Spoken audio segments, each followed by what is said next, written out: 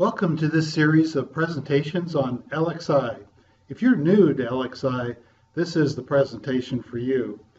This presentation focuses on key benefits of LXI, but in particular on aspects of how LXI devices connect to LAN, as found in the document Getting Started with LXI from the LXI Consortium website. Established in 2004, over 55 of the top T&M companies sponsored and developed this technology, and now there are more than 3,600 products in over 50 different product families. All LXI devices behave the same when they connect to LAN. All LXI devices come with an IVI driver for easier startup and programming, and most LXI devices even have web page monitoring and control. LAN connectivity can be easy and inexpensive, but why are these facts so important? Well, here's your situation. You'd love to work here in the comfort of this office, but your test systems are way over there and in a noisy and cold environment. Maybe even a support test system is in another country. Well, how could you achieve this goal?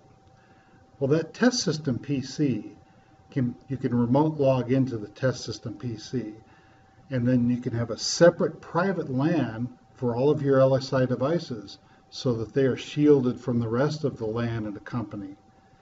IVI drivers do provide quick access to that functionality, and when you're debugging your code, it's really nice to have those web pages for monitoring what's happening in the device. Possibly you're getting the wrong signal on the scope. You can see that right on the web page.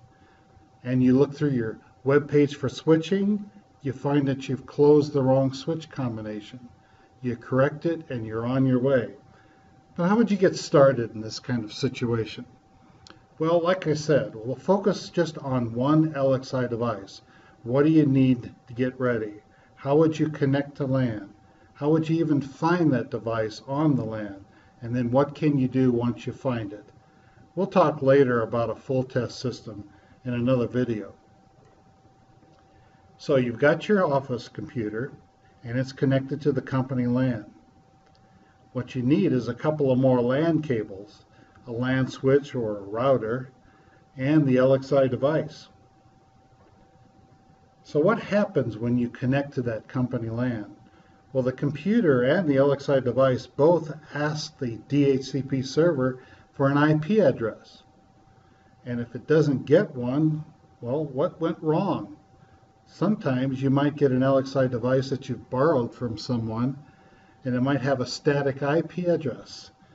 So that's going to cause you a problem. But LXI Reset is going to come to your rescue. So what does it do? Well, it defaults the instrument to looking for that DHCP server. And it also resets any passwords you might have set for locking out unwelcome users. So that LAN reset is either going to be on the front panel or on the rear panel as a recess button. If the instrument has a display underneath the menu for maybe system or utility, you'll be able to find a LAN reset combination. And if you press it, in either case, if there's an external button or a menu choice, you always have a safety mechanism to keep you from resetting the instrument unnecessarily. Okay, so we're back to DHCP server mode. We connect to the LAN, and you got your IP address. Well, what is it? Well, there's a couple of ways that you could find that IP address. If it does have a display, you could go down into that system or that utility menu. You could find the LAN settings, and it would tell you, as you see in this illustration on the left here. But there are discovery tools for LXI devices. The LXI Consortium has a lightweight discovery tool that's available for free for download. But since you usually need I/O libraries in order to communicate with instruments, companies like Keysight and National Instruments and others also provide discovery tools. So let's go through a quick demonstration using this configuration. We're going to connect to the LAN, to the company LAN with the instrument. We're going to use the LXI discovery tool, and we're going to bring up a web page. For this demonstration, I've kept an image of the LAN configuration we're using. So the LXI device has connected to the LAN and has been given an IP address by the DHCP server. So to find out what that IP address is, we'll use the LXI discovery tool. And on that tool, there actually is a link to the LXI consortium website. So while we're searching for the device, we'll just peruse this a moment. The pointer took us to the location for all the various LXI guides, both getting started and advanced, upon which this and other presentations are based upon. If we click on the About LXI link, it takes us to another page where we can bring up the discovery tool and actually find the location of the software that we can download and install to be able to run this discovery tool on the computer.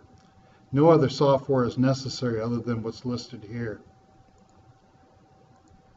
So it looks like the instrument was found.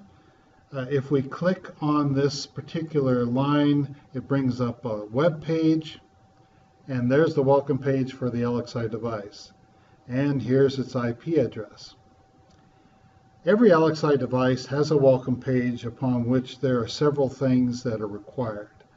One is links to the configuration, the LAN configuration.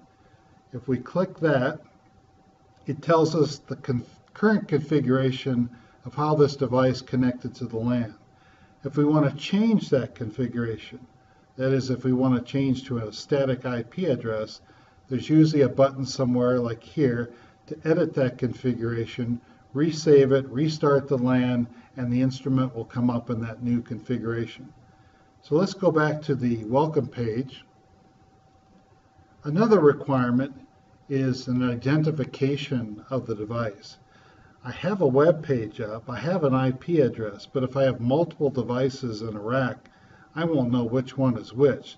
So if I enable this identification indicator on the device itself, you will see a blinking LED, or in this case, the instrument has a display. It'll show some sort of blinking annunciator on the display.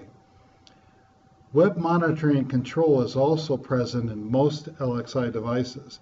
If I press web control, for this particular device, it has a virtual front panel. Other devices might have drop-down boxes that you can click and select various combinations of the instrument. As you can see, this virtual representation of the instrument is showing the blinking LAN, indicating that this is the device that we're actually talking to.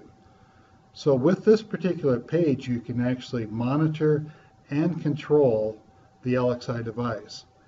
And if you want to lock other people out and keep them from tampering with this device or changing its LAN configuration, there is an LXI web page password that can be set.